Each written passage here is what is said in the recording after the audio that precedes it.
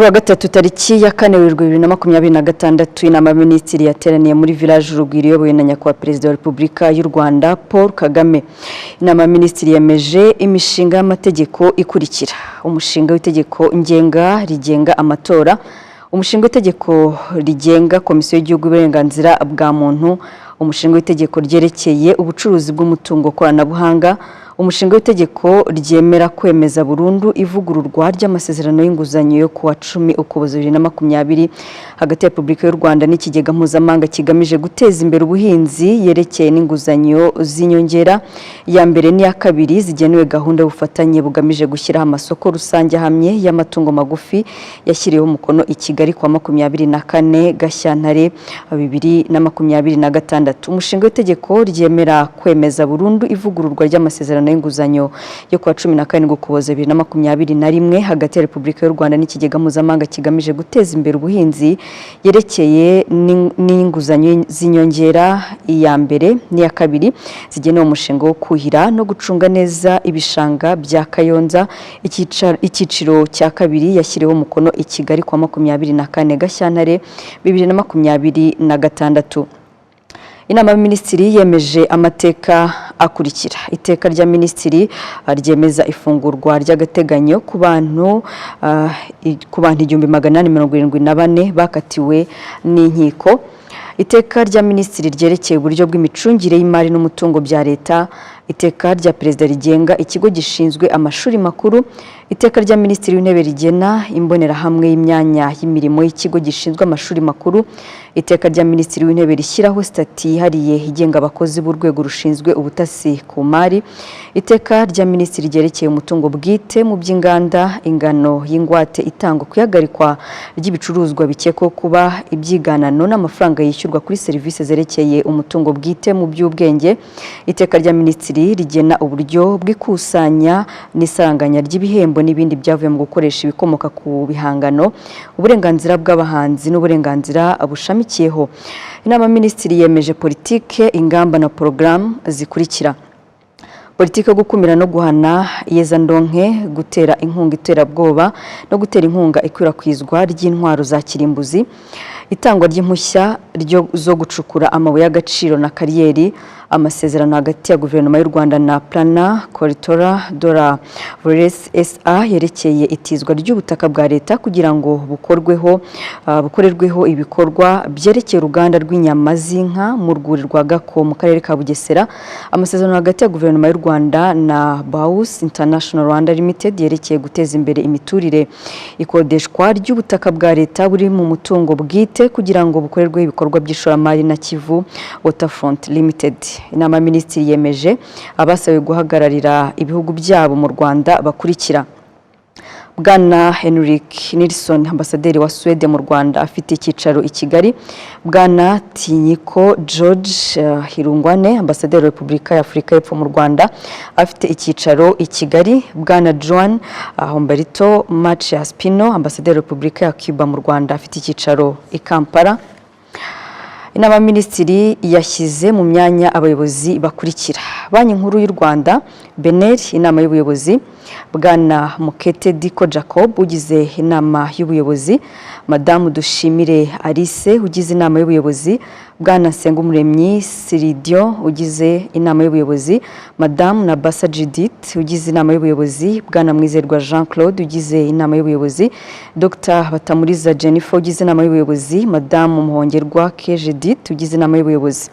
Inama y'ubujurire ku mpunzi n'abasaba stati y'ubuhunzi: Madamu Mukabagwiza Eda, Perezida; Bwana Rusanganwa Jean Damascene, Perezida; Madamu Mukanyondo Patrice ugize inama y'ubujurire; Madamu Nyirinkwaya Immaculée ugize inama y'ubujurire; Bwana Rudasingwa Joseph ugize inama y'ubujurire; Bwana Mukama Auguste ugize inama y'ubujurire; Bwana Ndabirora Karinda Jean Damascene, umwanditsi. Minisiteri y'Ubutegetsi bw'Igihugu Minaloc: Bwana Ingabire Jean Claude, umuyobozi mukuru ushinzwe igenamigambi ikurikirana n'isuzuma bikorwa; Madamu Mukobwa Justine, umunyamabanga nshingwabikorwa w'inama y'igihugu y'abantu bafite ubumuga NCPD; Madamu Uwimana Impaye Jean d'Arc, umuhuzabikorwa w'ikigo ngororamuco cya Gitagata; Bwana Bizimana Silverier, umuhuzabikorwa w'ikigo ngororamuco cya Ngarama. Muri Minisiteri y'Ibidukikije: Dr Biraro Mireille, umubitsi w'impapuro w'impapuro z'ubutaka, bwana Twizeyezu Jean Pierre umubitsi w'impapuro z'ubutaka, bwana Uwayisenga Vedaste umubitsi w'impapuro z'ubutaka, Madame Kanyamugenge Akimana Adeline umuyobozi w'ishami ry'ubugenzuzi mu kigo cy'igihugu gishinzwe ubutaka. Urwego rushinzwe mine peteroli na gaze mu Rwanda, bwana Uwiduhaye Jean d'Amour umuyobozi ushinzwe ishami n'ubushakashatsi bwa mine peteroli na gaze, Madame Umuhorakeye Alice umuyobozi w'ishami rishinzwe gukurikirana ibikorwa by'ubucukuzi, bwana Maniragaba Ephraim umuyobozi w'ishami rishinzwe ubushakashatsi bw'amabuye y'agaciro, Madame Kantengwa Catherine umuyobozi w'ishami rishinzwe gutanga impushya n'ikoranabuhanga.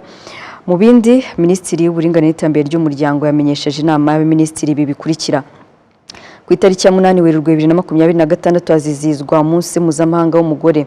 Kuva ku itariki ya 9 kugeza ku ya 19 Werurwe 2026 u Rwanda ruzitabira inama ngarukamwaka ya 70 ya Komisiyo y'Umuryango w'Abibumbye ishinzwe gusuzuma uko ihame ry'uburinganire n'iterambere ry'abagore bihagaze mu bihugu binyamuryango. Minisitiri w'Ingabo yamenyesheje inama y'abaminisitiri gahunda y'ibikorwa bigamije guteza imbere imibereho myiza y'abaturage bizatangizwa ku itariki ya 9 Werurwe 2026 bikazamara amezi 3. Iyi gahunda ngarukamwaka ikorwa ku bufatanye bw'inzego z'umutekano, ubuyobozi mu nzego z'ibanze n'abaturage. Minisitiri w'ikoranabuhanga mu itumanaho na innovation yamenyesheje inama y'abaminisitiri ko kuva ku itariki ya 2 kugeza ku ya 6 Kamena 2026 u Rwanda ruzakira inama mpuzamahanga ku mihindagurikire y'ikirere itegurwa n'umuryango mpuzamahanga witwa International Astronautical Federation. Bikorewe i Kigali ku itariki ya 4 Werurwe 2026. Dr Justin Nsengiyumva Minisitiri w'Intebe niwe washyize umukono kuri iri tangazo. Inteko rusange ya Sena yemeje ibitekerezo bya Sena ku mushinga w'itegeko rihindura itegeko rigena ingengo y'imari ya leta y'umwaka 2025-2026 aho yagabanutse hasaga miliyari 80.4 z'amafaranga y'u Rwanda. Ni nkurateguwe na Gateteri Karafiki. Perezida wa Komisiyo y'Iterambere ry'Ubukungu n'Imari muri Sena Honorable Nsengiyumva Fulgence yasobanuriye inteko rusange ya Sena impamvu zatumye itegeko rigena ingengo y'imari risabirwa guhinduka ndetse ingengo y'imari ikagabanuka. Hinduka rero kukaba kwaraturutse ahanini ku mpinduka zakozwe mu gushaka amafaranga akoreshwa mu kubaka ikibuga cy'indege mpuzamahanga gishya cya Kigali, mu gushakisha ahandi ishobora gukura amafaranga habonetse ashobora kuboneka amafaranga ahendutse, ariko mu by'ukuri ibikorwa byateganijwe ku kibuga cy'indege byo kucyubaka ntabwo bizahungabana, bizakoreshwa n'ayo mafaranga azaba yabonetse, ariko abonetse yarahendutse ugereranije n'ayari mu ngengo y'imari yari yaratowe. Indi mpamvu nyakubahwa perezida nanone ni inguzanyo yari yafashwe kuri Rwanda Air, yari yarateganijwe rero kwishyurwa muri uyu mwaka w'ingengo y'imari, humvikanywe ko azatangira kwishyurwa mu mwaka w'ingengo y'imari utaha 2026-2027. Abasenateri bagaragaje ko izi mpinduka zisobanuye intambwe mu kwigira kw'igihugu no kongera uruhare rw'abanyarwanda mu bikorwa by'iterambere. Basaba ko inteko rusange ya Sena mu bikorwa byayo yajya bishimira abaturage no kubasaba kudatezuka. Bigaragaza rero uburyo abasora rwose bumva neza akamaro ko gutanga imisoro. Ibi rero kuri ngewe nkumva ari ikintu cyiza cyane muri wa murongo wo kwigira, kandi iyi mibare tugomba kujya tuyifashisha mu gihe tuganira n'abaturage, tubereka twagiye kubasura, tubereka icyo imisoro yabo imara mu buzima bwabo bwa buri munsi mu kwiteza imbere ndetse no kugira uruhare mu kubaka igihugu cyabo muri ya gahunda yacu n'imitekerereze yo kwishakamo ibisubizo no kwigira. Tunabereka ko imisoro yabo yubaka igihugu no gusorera ku gihe. Ngira ngo turabibona ko kuba basora tugiye gukora revision budgetaire biha igihugu umwanya wo kugira ngo na ya misoro izagira ikigeraho, kuko bagiye basora batinze nanone twajya kugwa muri cya kintu cyo kuvuga ngo ntabwo amafaranga twayakoresheje ku gihe. Inteko rusange ya Sena yashingiye ku mushinga w'itegeko rihindura itegeko rigena ingengo y'imari ya leta ya 2025-2026 uteguye neza, kandi ingengo y'imari ikaba yarasaranganyijwe hashingiwe ku nkingi z'icyiciro cya kabiri cya gahunda ya guverinoma yo kwihutisha iterambere NST2. Inteko rusange ya Sena ikaba yemeje ibitekerezo bya Sena ku mushinga w'iri tegeko nk'uko perezida wa Sena Dr Karinda François Xavier yabigaragaje. Banyakubahwa, iyi raporo twayemeza ku bwumvikane busesuye. Yego. Murakoze banyakubahwa, inteko rusange ikaba imaze kwemeza raporo ya komisiyo ikubiyemo ibitekerezo bya Sena ku mushinga w'itegeko rihindura itegeko nimero 018 agakoni 2025 ryo kuwa 30 Kamena 2025 rigena ingengo y'imari ya Sena y'umwaka wa 2025-2026. Nyuma yo kwemeza iyi raporo, ibi bitekerezo tukaba tugiye kubishyikiriza umutwe w'abadepite nk'uko biteganywa n'amategeko.